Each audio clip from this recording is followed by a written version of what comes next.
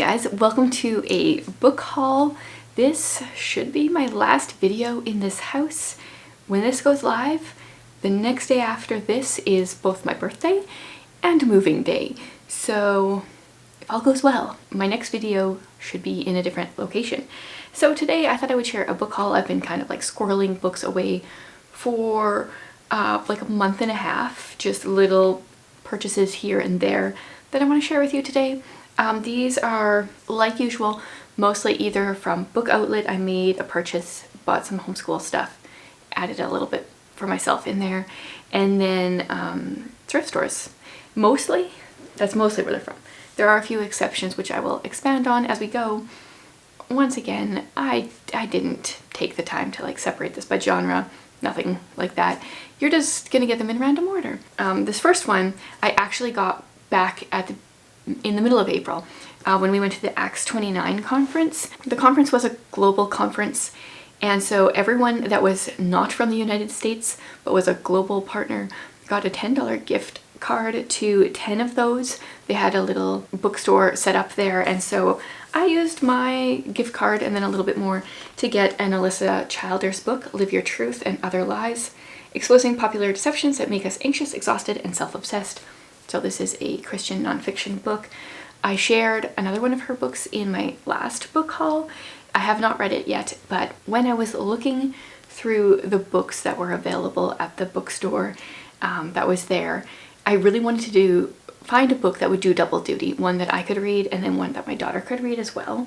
So I'm looking forward to reading this. I still have never read anything she's written, but I listened to Zoe Girl back in the day, and I've seen some of the videos on her YouTube channel, so I'm hoping this one will be really good. Okay, this is very random, this order. Next we are going with, oh yeah, actually what I did a while ago is I went to my used bookstore. I had like 50 some dollars still in credit there, and I bought, I thought maybe more than just these two books, but maybe it was just these two. I found Texts by S.E. Hinton. So she wrote The Outsiders. I don't know anything about this other than she really seems to go for like books that have to do with like boys that are in their like early to mid-teens that have a rough life of some sort. So in this one we've got easygoing, thoughtless, and direct. Tex at 15 likes everyone and everything, especially his rambling rodeo riding father, his horse, and his blue-eyed sister Jamie. He thinks life with his older brother in the ramshackle house would be just about perfect if only Mace would stop complaining about Pop and forget all his schemes to leave Oklahoma. I don't know. It was just an S.E. Hinton book, so I thought I would grab it.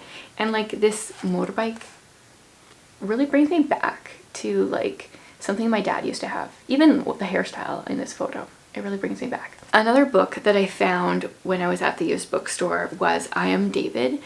I have been looking for this book for years and was really surprised that I found it there. So we read this back in, what grade would it have been? 8th grade, I think. This is a story about David. He escapes from a concentration camp and he is trying to get to Denmark. I did not enjoy it when I read it in grade 8. But that just had to do with reading in a school setting and taking turns reading paragraphs, I think. I reread it maybe like 5 years ago. Really, really enjoyed it. So now I own it. I'm going to get my daughter to read it, I think, for the next school year. And I would love to reread it as well. Oh yes, interspersed here, I also placed an order from Christian Book for some homeschool stuff. And one of the books I got for myself was Evidence Not Seen, A Woman's Miraculous Faith in the Jungles of World War II. So in this one we follow Darlene Dibler Rose. I can't remember, I don't know how to say her name. So she was an American missionary during World War II or just before, and she survived in a notorious Japanese prison camp set deep in the jungles of the Dutch East Indies. Okay. Yeah, and I've heard really good things about this story, so I'm very curious. And when I was at this booth or the bookstore that was at the Acts 29 conference, this book was also there, and I had already just purchased this one. Otherwise I would have grabbed it. But it was good to see it there because then I think I'm like double excited to read it. I also got Preaching by Tim Keller, Communicating Faith in an Age of Skepticism. skepticism. Wow. Sometimes. So I think this is for pastors. I was gonna give this one to my husband. I forgot that it was still on the stack. These next couple are from Book Outlet as well. I got Jim Trelease's Read Aloud Handbook 8th edition. This one, I own an earlier edition, but I was curious to see if the 8th edition had some different books. This is just mostly just a collection of a giant treasury of great read aloud books. I would kind of love to make my own version of this sometime in the future. This has a lot of great books in here, but like also a lot that I just feel like aren't as good as they make them out to be. I would love to create my own, but it is a good resource. I was so surprised to see this one on Book Outlet a while ago. Orthodoxy by G.K. Chesterton. This is the beloved Christian masterpiece. I don't really know anything about it. Part spiritual autobiography, part apologetics. It's his account of his own journey to faith. It's just something that is quoted a lot and I've been wanting to read for a long time, had my eye out for, and now I finally have it. And then I think it was my last book haul as well, I shared the No Fear Shakespeare. This time I got Much Ado About Nothing. These have the original Shakespeare on one side and like a modern retelling on the other, so you can understand what you're reading. We're going to be using this in our homeschool in the next couple of years. And then I think this is my last one from Book Outlet. I got the Journals of Jim Elliot. This is edited by Elizabeth Elliot, and I don't know if there's pictures in here. It doesn't really look like there is any. So this is just his like diary. Lots of verses that or chapters that he's been reading maybe. Oh yeah, is that kind of what it is? It's a little bit of like what he read in the Bible that day and like what he's thinking about it. I hadn't flipped through this before.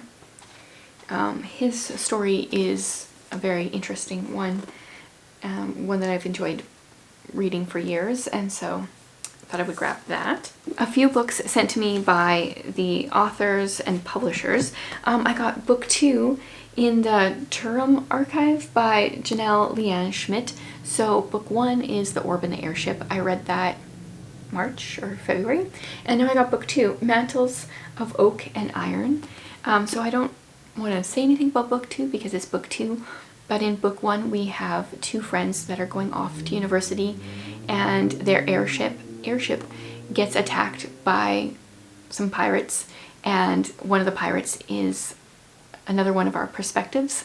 And then there's also like a wizard that was in a tower for like 200 years and didn't realize that much time had passed, or even more than 200 years. And the second half of the book like really ramps up and things get going. So I'm very curious to continue this and see where it goes. Quite a while ago, was it January or February maybe? I read an ebook and I said that my friend's son had written a book and I was beta reading it. And now in April it came out. So it's called The Night of Shadows. This is The Secrets of Silence, Book 1 by Marcus Bittner. And so because I was beta reading it, I don't know how much has changed since I've read it. So I don't want to say too much about what it is, but it is a like fantasy story about a guy named Jacob. What I love is it says he always wanted to become a librarian. But between his illegal connection to magic and the phantom voice in his head, his life had never been as simple as that. And I love it when people just want to be librarians. Yeah, so I want to reread this, see what he's changed so I can explain it more. But I would love it if you guys would support him by grabbing a copy. And then 2 books were sent to me by Bandersnatch Books.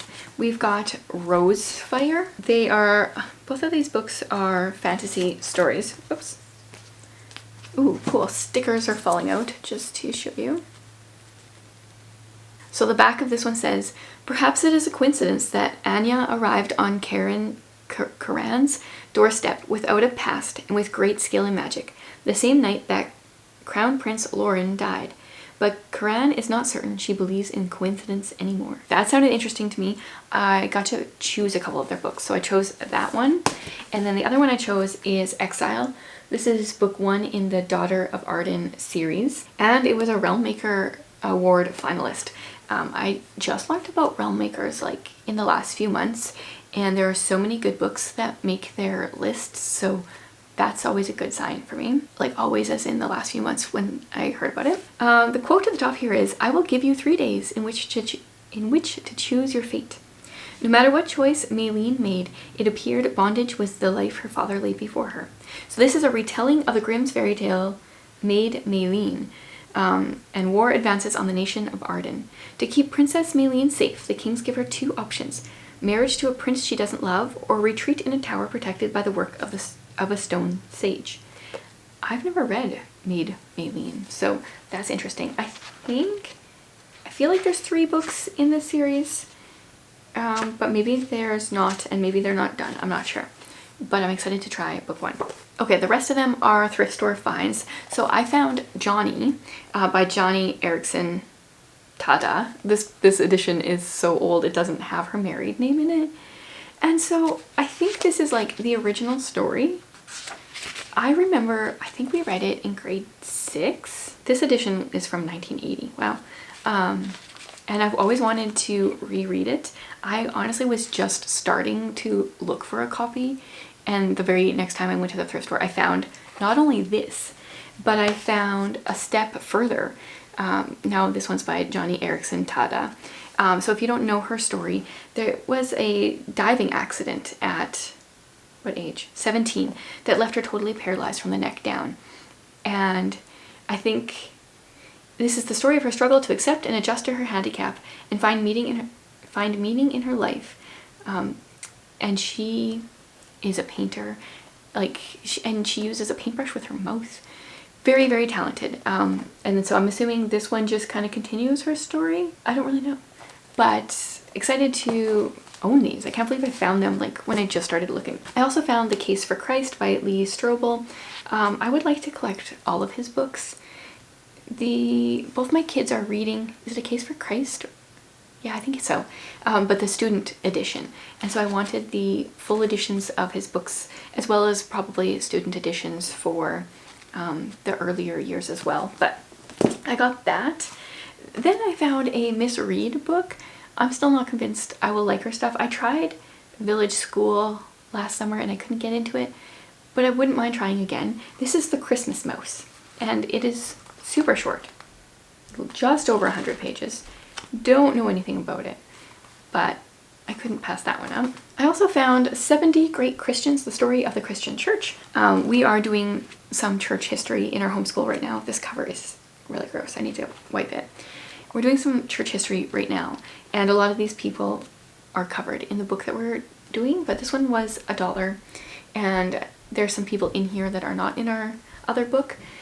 So I thought that I would grab this one. This starts with Peter and Paul and goes at least until Corrie ten Boom. This was published in 1992.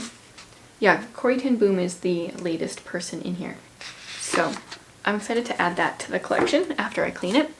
Okay, I was at the thrift store and I saw this cover and I had to look the book up. It is a gothic mystery novel. It might be really tacky and cheesy. The cover kind of looks it, but like I couldn't pass it up. Masquerade in Venice. Like, look at this cover, you guys. I couldn't leave it. It has conflicting reviews on Goodreads, but it's from, what year was it published? 1973, yeah. So I don't really know much, but I just had to grab it. I will definitely give it a try. Oh, I found this collection of Hans Christian Andersen complete fairy tales. I own some books with some of his stuff, but not the complete fairy tales. And these are illustrated. It's a bunch of illustrations throughout. So yeah, I'm gonna add that to our homeschool collection. I want to do better with reading more fairy tales in our school to the kids. And the last one I'm very excited about. My mom has a book called 100 Photos That, what was it? 100 Photos That Changed Canada or something like that. She's looking for 100 photos that changed the world. Those are cool. I want to find those as well and see if I can incorporate those into our homeschool. But I found the First World War in photographs. And this is such an interesting way to learn about history. Like, I love reading stories, obviously, as well, but there is just something about photographs, especially back when each image really mattered. Like, now you can take 50 and just pick the best one. But when you were only taking like one shot, there's something really impactful. And I have always been interested in street photography, just like going out and taking pictures of people living life, doing whatever they're doing. You can't really do that like very well, you know, privacy reasons and all that. But this definitely has that feel to it. And so I would love to find books like this for as many different events and time periods in history as I can. This is going to be something we definitely use next year. So there you go. There's quite the variety, all sorts of things from homeschool books to books for me and pretty much everything in between. I would love to hear what kind of books you guys have been buying lately. If there's something that on my stack here that like piques your interest, caught your eye, let me know. And the next time I'm here, hopefully I'm not here, but in a different location.